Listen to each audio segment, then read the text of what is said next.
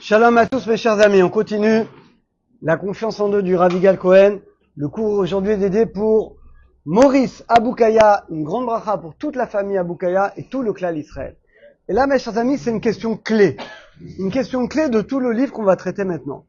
Il dit Rabbeinu Bechaye, on voit très bien dans la vie que des fois des gens qui ont une grande parnassa, et des fois ce sont des Rechaïm, des gens qui a priori sont très très loin, qui font des fois des fautes très très graves.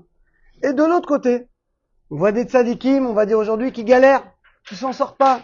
Et donc ça nous pose à chacun d'entre nous un problème d'équité, de justice. Alors en réalité, c'est pas une nouvelle question. On voit que les prophètes eux-mêmes se sont interrogés, on demande à Hachem.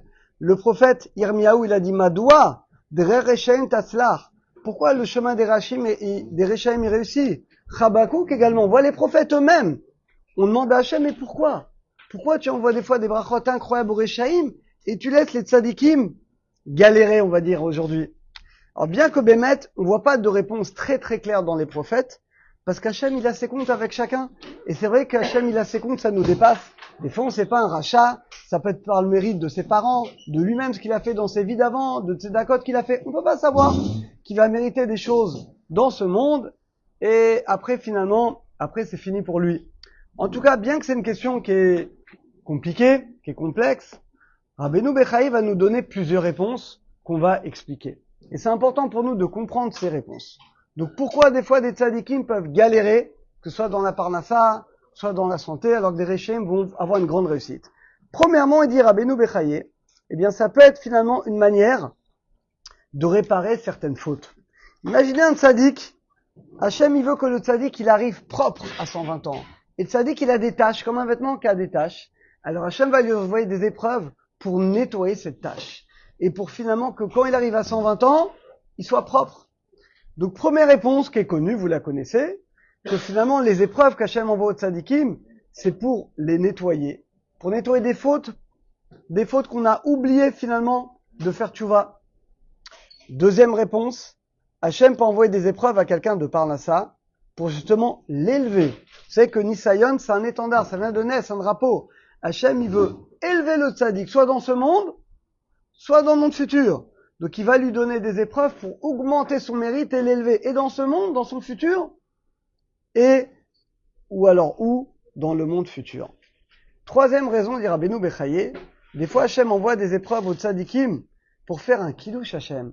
Parce que nous, quand on voit des tzadikim, malgré qu'il est malade, il vient tous les jours étudier, malgré qu'il ne sent pas bien, il rate pas une prière des tfilotes, on dit waouh, mais regarde celui-là, malgré tous les problèmes de santé qu'il a, il se galère en parnassa, regarde, il rate pas une prière béminyan, regarde comment il prie, regarde comment il étudie la Torah. Pour nous, ça fait un kiddush Hachem. Si lui qui a tous ses problèmes, eh ben malgré tout, il prie tellement, il étudie, il fait tellement bien.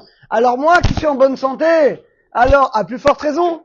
Donc ça peut être également une raison pour laquelle Hachem va éprouver les tzadikim pour produire finalement un kiddush Hachem. Quatrième raison, mes chers amis, et je vais vous raconter une histoire sur cette raison. Des fois, les tzadikim, ils peuvent souffrir pour expier les fautes de la génération. Et ça, c'est quelque chose qu'on trouve beaucoup. Vous allez me dire, c'est pas juste. Si, c'est juste. Parce que pour le tzadik, nous, on est ses enfants. Le tzadik n'a pas de différence entre ses enfants et nous. On est tous ses enfants. Donc le tzadik, il est prêt à prendre sur lui des maladies, des tsarots, des choses mauvaises pour expier les fautes de la génération. Et ça, je peux dire, je l'ai vu de mes yeux. Le Rav Mordechai Eliyahu Zatzal, que vous avez tous entendu, qui était le grand bain d'Israël il y a à peu près 30-40 ans, et que j'ai eu le trou d'étudier dans son collège, et donc c'était vers la fin de sa vie. Je ne sais pas si vous vous souvenez d'un attentat qu'il y a eu à Jérusalem, dans la Yeshivat Merkaz Arav, et il avait dit, juste quelques semaines avant, il a dit qu'il avait vu qu'il y avait des grands décrets contre le peuple d'Israël, et que lui-même avait pris la moitié du décret sur lui. Il n'avait rien à cette époque-là. Quelques semaines avant, il est tombé gravement malade. Quelques semaines après, il y a eu cet attentat. C'est que les tzadikim, ils voient des choses que nous, on voit pas. Et ils sont prêts à prendre sur eux des maladies, des épreuves très difficiles pour expier pour le peuple d'Israël. Et la dernière raison, alors là, vous êtes prêts, parce que là, faut mettre la ceinture, on est tous concernés. Cinquième raison, dit Rabbeinu Bechaye. Vous êtes prêts? Hachem envoie des épreuves aux tzadikim. Pourquoi? Vous êtes prêts? Parce qu'ils se sont pas efforcés de rapprocher leurs frères de la Torah. Et là, on est tous concernés. Ena Mazirim, ils avertissent pas les Juifs de pas faire de Averot. En gros, quand on vit notre Torah égoïste. Ok, toi t'es un tzaddik, super. Et tes frères, tu les laisses crever? C'est que toi t'es un tzaddik, tu vas aller au monde futur. Ok. Et tes frères?